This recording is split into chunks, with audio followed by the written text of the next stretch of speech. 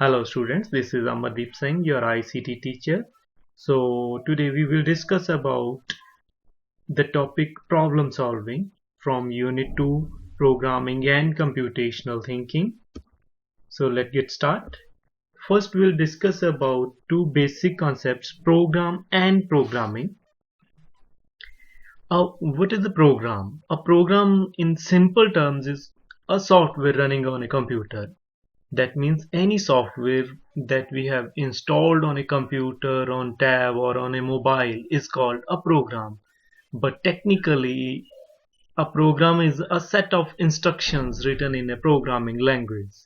Then next we will discuss what is programming. A writing set of code instructions with the help of a programming language is called a program. So next we will discuss about problem solving. So first we will discuss what is the problem. A problem is a system for which software is to be developed. That means a manual system of an organization for which you want to develop a software is known as the basic problem. And a typical programming task can be divided into two phases. That means we can divide a programming task. As a programmer, you have to follow these two phases. One is problem solving phase and second one is implementation phase. In case of implementation phase, second phase, this one. In case of implementation phase, you have to write code by using any programming language as a programmer. But before writing a code, before implementation of the problem by using a language, you have to perform some pre-programming task, pre-programming steps. These are the problem solving. That one is known as problem solving phase. During this phase, you have to analyze a problem by understanding the working of a system. This is called system analysis, and produce an ordered sequence of steps that describe the solution of a problem. That means, first of all, before writing the code, before writing the program, before developing a software, you have to analyze the system, analyze the working of a system of an organization for which you want to develop a software, and you have to produce an ordered sequence of steps on a paper. So first of all, we'll discuss how to implement first phase. So implementing first phase, we are having three steps. First is writing pseudocode, then algorithm, and flowchart. These are the steps that you have to follow after analyzing the system. Now we'll discuss all these problem solving steps one after one. First we'll discuss about pseudocode. Pseudocode is an artificial and informal language that helps programmers to develop algorithm. Pseudocode code is very similar to everyday English. That means with the help of pseudocode, after analyzing a system, you will write about the problem, about the system, about the working of a system on a paper uh, in simple English language that is known as a pseudocode. And here we are having an example. Pseudocode, we will write pseudocode to calculate sum of four numbers. So all we know that how to calculate sum of four numbers, but we have to write that process in simple English language on a paper that is known as a pseudocode. So first what we'll do, first of all, first step is input a set of four numbers. That means first of all we have to write this step on a paper that as a user we have to enter four numbers. Then next, calculate sum of all four numbers. No need to write any mathematical calculation, mathematical statement here. You just have to write in simple language, simple English language, that they calculate sum of four numbers. Then after that, print sum of numbers. That means that is the result of uh, the sum of four numbers. Next we will discuss about algorithm. An algorithm is a step-by-step procedure to solve a given problem. It is the refined and detailed form of pseudocode. That means in case of pseudocode we just write the solution of a problem in simple English language statements, and in case of algorithm it is plus one step of pseudocode. That means in case of writing algorithm we have to write step 1, step 2, step 3 in a systematic way. So just we'll continue with the same example, algorithm to calculate sum of four numbers. So what we'll do, step 1, that means you have to write step 1 then colon input four numbers a b c. Here we are using the name of variables, the name of variables according to the calculation. So but in case of pseudocode we just write input four numbers. No need to use variables in case of pseudocode, but in algorithm you have to specify the number of variables and name of variables also. The next step 2, calculate sum equal to a plus b plus c plus d. That means you have to write a mathematical statement also, simple statement.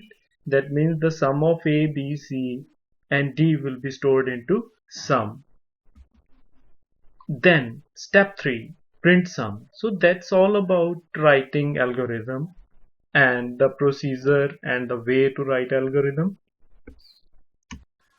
After algorithm we will discuss about flowchart. A flowchart is a graphical representation of sequence of operations defined in algorithm.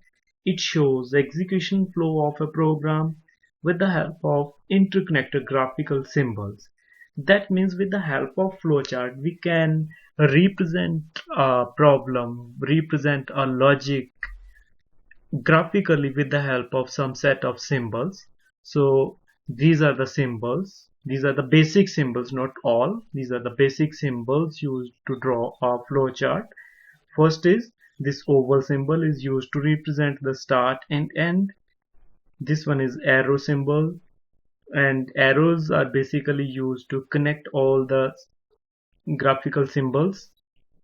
And next we are having this symbol used for input and output. This symbol is used for defining the processing instructions. This symbol, diamond symbol, is used to define decision making statement. So after discussion of these symbols we'll continue with the same example, flowchart to calculate sum of four numbers.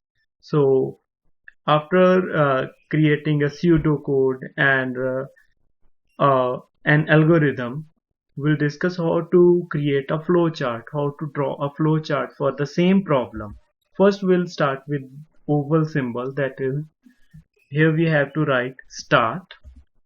Then next, this symbol is used to define input and output statements as well, and you have to write inside this input numbers a b c d. Then next, this symbol, rectangular symbol, is used to define processing instructions. So calculate sum equal to a b c d. So this one is the processing instruction, so we have to write this one inside this rectangular box. After that we have to print the sum of all these four numbers. Then printing, input and printing, same symbol is used for printing and printing the sum and getting input from user. So we'll use the same symbol for printing the result. Then after the completion, at the end of the process, you have to write stop. That is all about flowchart. So after that we'll continue with a single example to generate pseudocode, algorithm and flowchart for the same situation. So the problem is that we have to develop a system to determine a student's final grade and indicate whether it is passing or failing, and the final result grade is calculated as average of 4 subject marks. So let's continue with pseudocode, algorithm and flowchart. First we'll start with the pseudocode. So what we have to do, we have to write a statement, input a set of 4 subject marks, then calculate their average by summing and dividing by 4. So that is the way to calculate the average of 4 numbers. That means we have to calculate sum of 4 numbers, then we have to divide the result, the sum, by number of items. So in case of pseudocode, we have to write all these statements in simple English language without following any kind of mathematical syntax. If average is below 50, then print fail, otherwise print pass. So that is all about same situation. That is all about writing pseudocode for that problem. That means again that means input a set of 4 subject marks, calculate their average by summing and dividing by 4. If average is less than 50, then print fail, otherwise print pass. Then next we'll discuss same problem, and we'll write an algorithm for the same problem.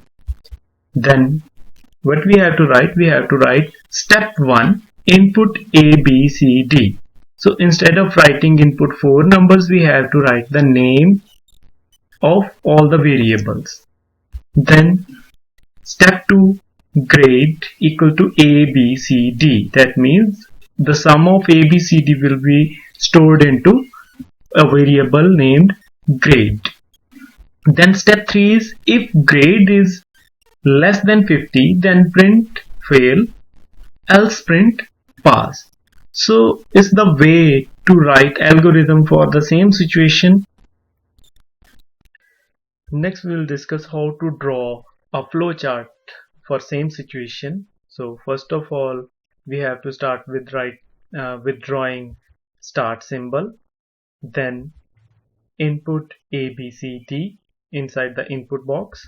Then inside the process box, we have to write grade equal to ABCD. That means the sum of ABCD will be stored into variable grade A. After calculation of sum, we are having a situation to check the condition. Here we are having the condition is grade less than 50. We have to write this statement inside the diamond symbol. Whenever you will write a condition inside the diamond symbol, then you will use is statement. So the result of a condition may be true or false. So that means we have to draw 2 flow lines. One is for true situation, one is for false situation. So here we are having one is for true, one is for false situation. So in case of true situation, in case of true condition, we have to print the result fail, and in case of false situation, we have to print the result pass. So that's all about how to print different statements on the behalf of a given condition. Then after completion, after printing the result of in case of fail or pass, you have to complete the process by using stop symbol. So that is all about drawing a flowchart. So in this case, in this situation, we discuss about how to draw pseudocode, algorithm and flowchart for the same situation. So that's all about the current lecture, current session. So